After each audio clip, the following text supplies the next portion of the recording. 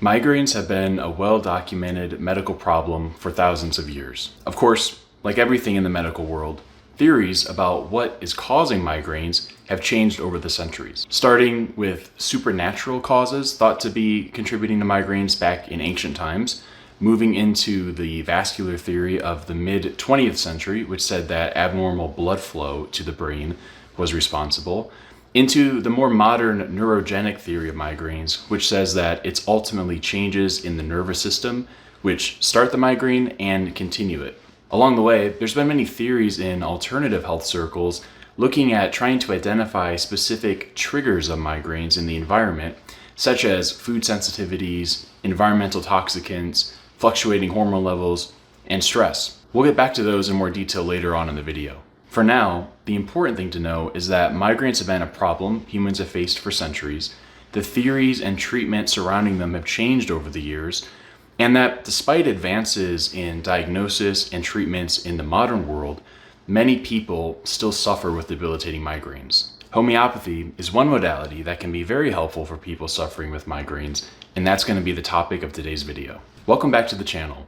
My name is Dr. Andrew Chambers. I'm a naturopathic doctor who uses homeopathy with all my clients, and I'm the founder of Whole Family Homeopathy, where I consult with clients all around the world about their health concerns. Now, for many people suffering with migraines, the first challenge can just be getting recognized and receiving an accurate diagnosis. The reason this can be such a challenge for some people is that even though there are strong commonalities amongst individual migraine sufferers, there are also vast differences from one person to another in terms of how their specific migraine manifests. These differences can make getting an accurate diagnosis difficult. So the four phases of a migraine are known as the prodrome phase, the aura phase, the pain phase, and the postdrome phase. However, not everyone who experiences migraines will experience all four of these stages. In addition, the types of symptoms that people can experience in these four stages can also differ very widely from one person to another person. For example, in the prodrome phase, which typically starts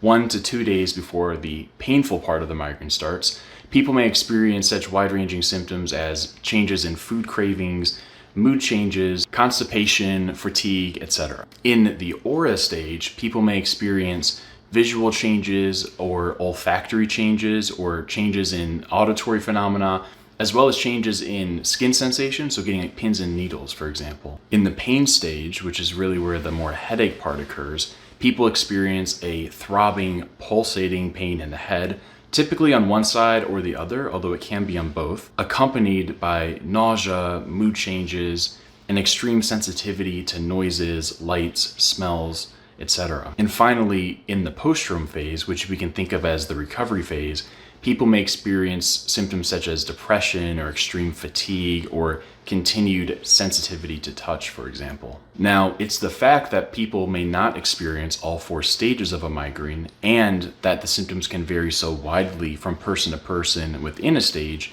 which makes it common for migraines to go undiagnosed for years. But even worse than the challenges of navigating the conventional medical system is the day-to-day challenges that people suffering with migraines face. And this is something that I know from my time working with people with migraines, just how debilitating this kind of thing can be. Often the migraines are so debilitating and unpredictable that when they strike, a person is forced to cancel their daily plans, no matter what they may be, just in order to cope with the pain that's going to ensue with that migraine. People have to arrange their environment in such a way to try to minimize the stimuli that tends to trigger migraines or make them worse. And so a lot of people with migraines are very conscientious about making sure that there's not excessive odors in the environment or excessive noise in the environment or bright flickering kind of fluorescent lights in the environment, which can also make managing the day-to-day tasks more difficult. And because of their intensity and unpredictable nature, a lot of people suffering with migraines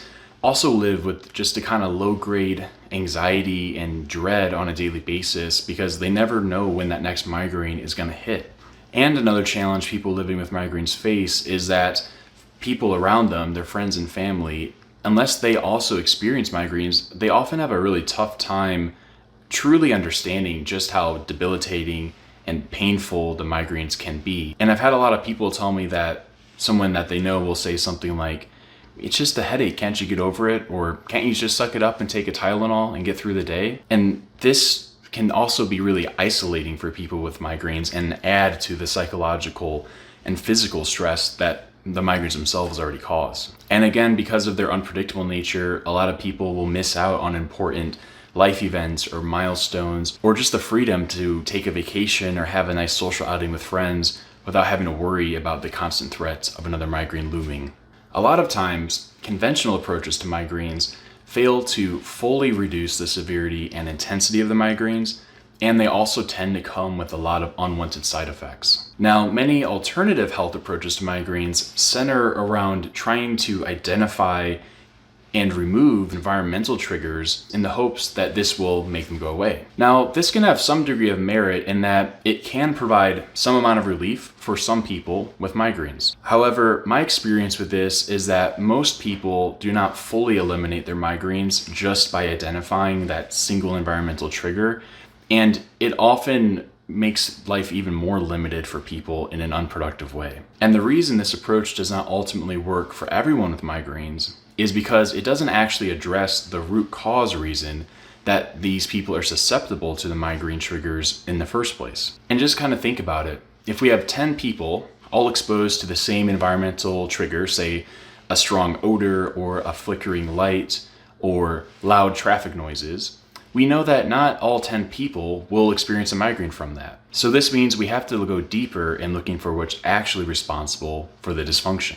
So where does homeopathy fit into this? Homeopathy, which is my specialty, is a safe, non-toxic approach to healing which works by stimulating our own body's internal healing mechanisms. These mechanisms are found in every one of us. They are built into our physiology, and in fact, we wouldn't be alive if we didn't have them. Now, when we're healthy, it means that they're functioning optimally in order to keep us healthy. But when we've become sick, whether it's an acute sickness or a chronic longer-term sickness, it means that these healing mechanisms have stopped functioning at their optimal capacity. With homeopathy, we take a comprehensive, detailed case history of what's going on in the person's life and symptoms, and recommend a single homeopathic remedy that is designed to stimulate this healing mechanism and return it back to its optimal function. When this stimulation occurs, it results in improvement in the symptoms that we're targeting and improvements in health as a whole. Now, it's important to know that with the homeopathic approach, we're never using a blanket, one-size-fits-all protocol for anyone. The reason we take such a detailed, comprehensive case history with all of our clients is because the homeopathic recommendation has to be fully individualized based on the unique way that those symptoms are manifesting in the individual we're working with. As an example, if we take 10 different people all suffering with migraines, even though there will be very strong and striking similarities from one person to another, ultimately, when you do a detailed enough case intake, you'll find that these people are experiencing their migraines in 10 different and unique ways. As an example, one person may have really severe vertigo come on during their aura stage of the migraine. They feel that the room is spinning and it's difficult to walk straight, while another person may not even experience the aura stage. Another person may really crave ice cold water when they're in the pain stage of their migraine and they feel that this helps bring some relief to the headache, while another person, when they're in the midst of the pain stage, may hate anything cold and in fact really want to bundle up and get as warm as possible. Another person may get really irritable or really anxious during the postdrome phase of the migraine, while another person may just get really severe brain fog, but there's no emotional changes to them. Ultimately, all of these people will need different homeopathic remedies in order to best stimulate the healing response within them. And a one-size-fits-all approach will just simply not do. The right homeopathic remedy can, over time, reduce the frequency of migraines, their intensity, and their duration. In addition to this, they make us more resilient and less susceptible to any environmental triggers that we may have that are responsible for the migraines, such as allergies or food sensitivities or cognitive exertion or loss of sleep or stress in our life, for example. At the same time this is occurring, the right homeopathic remedy can help us achieve health in other areas too, such as helping correct other symptoms such as gastrointestinal issues or hormonal issues or skin issues or mental emotional issues. This is because homeopathic remedies work by stimulating health within our body as a whole, not by working on small isolated parts. And while conventional medications work by suppressing and palliating symptoms, homeopathic remedies work by correcting the underlying dysfunction, which is ultimately responsible for the symptoms in the first place. While palliation is generally very helpful and often necessary in acute and emergency and life-saving situations, when it comes to longer-term chronic disease states, it loses some of its helpfulness because it doesn't actually get to correcting the root cause imbalances, which are ultimately responsible for the process. In my years of using homeopathy to help people with migraines, I've seen so many people get free of the debilitating headaches, free of the anxiety and fear that they used to cause, free of the other neurological and cognitive issues that would come along with them, and getting back to the life that they want to live. If you want to learn more about what homeopathy is, what makes it unique, and why it's my preferred modality for restoring health, I made a complete introduction series on it, which I will link at the end of this video and in the description below. And if you're currently suffering from migraines and searching for new solutions, reach out to me at wholefamilyhomeopathy.com, send us a message, and see if this approach is right for you. And if you have any additional questions on homeopathy and migraines, leave a comment down below. Until next time, take care, and I'll look forward to seeing you guys in the next video.